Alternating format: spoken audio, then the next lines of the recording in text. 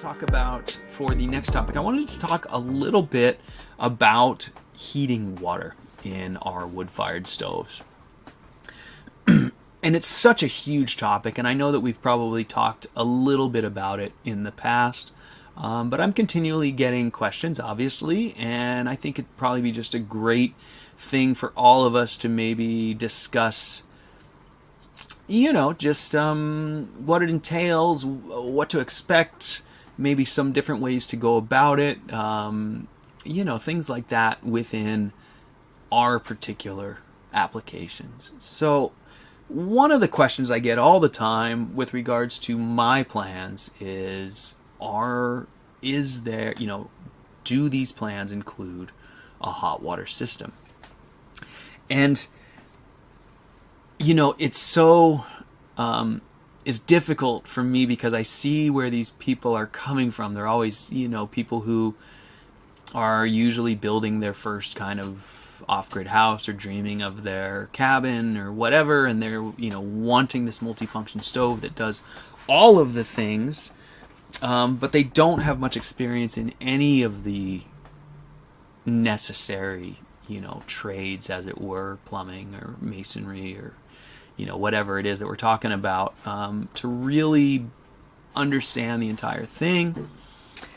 And they want a plan that just build this wood stove, and here's the plan for your water system, and it's all just a pretty little package tied up with a bow, and there you go, Bob's your uncle, here's your plan.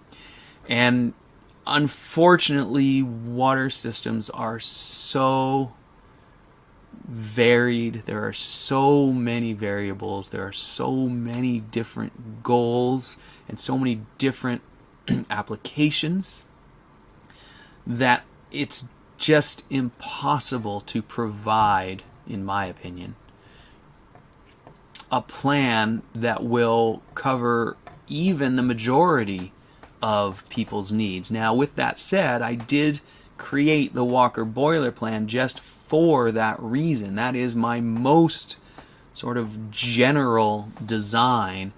When people say, I want a water heater, that one is a great starting point, and then depending on their needs, we can tweak it depending on what you want. If you have a small space and have modest water heating needs, it's perfect like it is, and if you want to use it as a space heater with some water heating. But some people want to heat pools or greenhouses, and so it takes adjusting things. Other people want on-demand showers all day for a family of 5. Some people just want one shower every few days. Some people want to wash their dishes in the morning, and that's all they need. Other people want dishes and baths for their whole family, and they all call it the same thing: a wood stove with heating water capacity. And so the needs of those people are all very different. And then there's the variables. Some people are in the mountains and the incoming water is 38 degrees coming out of the ground. Some people are in, warm areas and the water's 65 degrees coming out of the ground.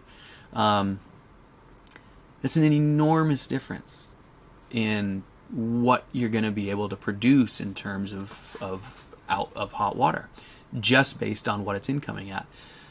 The other thing, like we talked about, was flow. Some people want showers all day. Other people just want one little shower. Some people have space for a big buffer tank. Other people are expecting this thing to do it just all in the space of a on-demand water heater, like a modern water heater.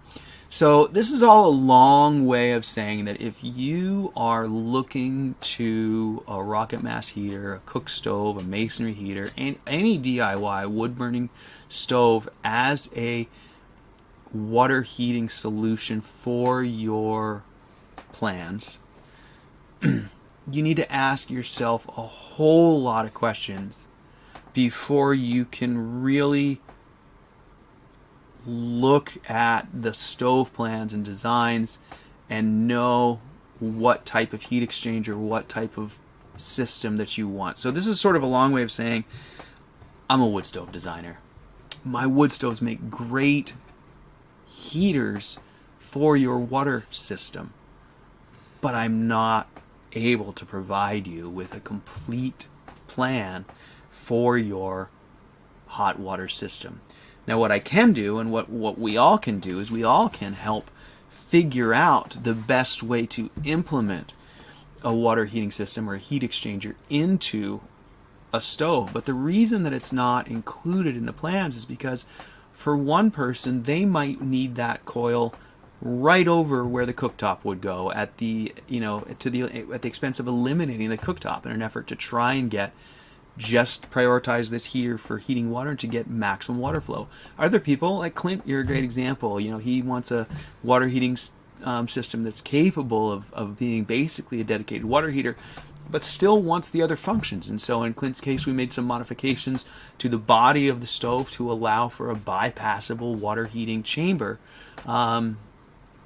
Other people, which I think the best system really, if it works for you, is just like a warming tank down low in a cook stove that always holds 10 gallons or so of 150 degree water down real low.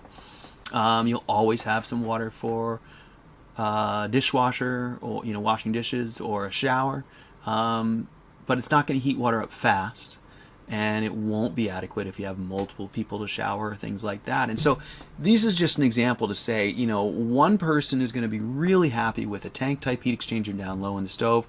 Another person, that's going to do nothing for them. They're going to need a coil in a really hot spot, and there's every situation in between. Most people probably realistically are going to be happy with sort of a medium somewhere in between, with a heating coil downstream a little bit, maybe in the top of the oven section or something like that.